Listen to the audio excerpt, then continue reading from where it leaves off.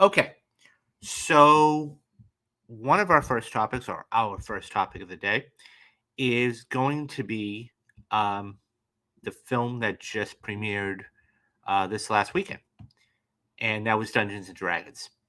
And let me preface by saying this: this is a film that so the film had been out 20 some odd years ago, and they said, "Oh no, you're going to do it again." But it was very interesting to see if it was going to be successful because we didn't know. The first one was not a success to say the least. And so the thought was, okay, well, how is this one going to do? So let me break it down. It's going to be a little different in how we're going to do this from now on. So, according to THR, okay, um, Dungeons and Dragons opened okay with $38.5 million. Dungeons and Dragons opened Honor Among Thieves opened to an honorable enough $38.5 million domestic box office, enough to take out John Wick Chapter 4 and top the box office. The big budget movie, based on Hasbro's fantasy desktop game, came in ahead of expectations, but will still need strong legs throughout April and May in order to launch a new franchise for Paramount after E1 costing about $150 million to produce before marketing. Dungeons and Dragons certainly has its chance. It earned stellar reviews with an A-minus cinema score from audiences. Upcoming spring breaks and the Easter holiday will be another advantage. But adapting games that have already been a tricky business, last year's Sony Uncharted debuted at 44 million domestic and on its way to ultimately being considered a success. Headed into the weekend, D&D was tracking to open with a muted 30 million domestic. Whatever the ultimate outcome was, it expands the overall D&D universe for Hasbro. Overall, the movie debuted with 33 million from 60 territories, representing 83% of the marketplace. Um, Representing 83% of the marketplace for a global bow of $71.5 million, which isn't bad. Among the countries where it debuted number one, the UK led with a strong 4.3 million. China was disappointing at 5 million, and some other countries. Paramount is distributing the picture everywhere except for the United Kingdom, where E1 is handling it. So then it goes on to the director and the cast. More than 60% of the ticket buyers were male, not surprising there. While the largest group was 18 to 34 at 31%, those ages between 25 to 34 followed at 28%. In the United States, the film outperformed in the West, the mountain region, and the Midwest, where under indicating in the Northeast and the Southeast.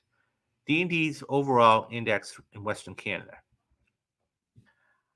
Adopting a brand as huge as D&D for the big screen presents both advantages and challenges, with a massive built-in global fan base for the iconic RPG phenomenon, offering up a huge potential for audiences of die-hard aficionados, while attempting to draw a crossover audience from the non-initiated to the multiplex, said Comstor analysts.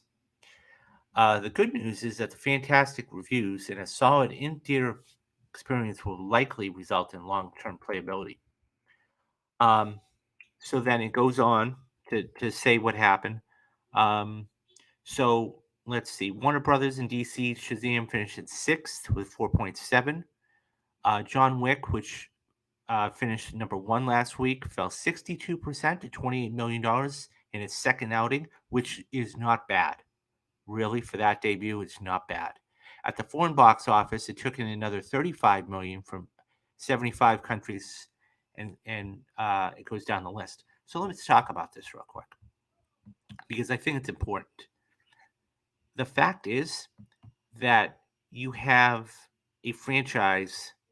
Well, I shouldn't say franchise. You have a movie that isn't that well known. It's well known. Let me rephrase that. It's very well known. The question is, though, would it be received well? And there were not high expectations for this. There just weren't. And so I think this $30.5 million is great. I think that this is a solid opening. Now, is it going to make back its whole $150 million? Probably. It will probably finish around $200 million. When it's all said and done, $250 million. I just hope that it it continues. Truth be told, I played D&D when I was a kid. Um, I liked it. I never got into it hardcore, and I think that when you do that, um, it was one of those things that um, it's hard. I mean, it's you have to be very skilled. Let me tell you that. I mean, from what I remember, um, and I saw it here yesterday and was surprisingly good. Yeah, I have no doubt that um, it's a fantastic movie, and I think it's going to have its audiences. As I was reading in that piece, okay, you're talking about a very young demographic. Nearly a third of those people, nearly a third of the audience was not only predominantly male, but it was 18 to 24. So I mean, 18 to 34 is exactly the market they were trying to hit, and those are the people that are going to drive the box office. Um, I think it's going to be good. We'll see what happens. We'll see what happens with how this plays out because I think there's no doubt. I mean, it may not be a huge franchise, but I think it could be a franchise that it has a niche for. And if that would be impressive to see. The only references I know from D&D are from Stranger Things. I haven't even watched Stranger Things. So, Coco, you got one on me. But yeah, I think this is going to be a blast, and I think this is going to really do well.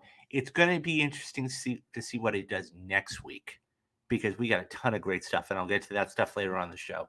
But um, yeah, I think it will do really well. What do you guys think? Did you go see Dungeons and Dragons? If so, what did you think of it? Would you go back and see it again?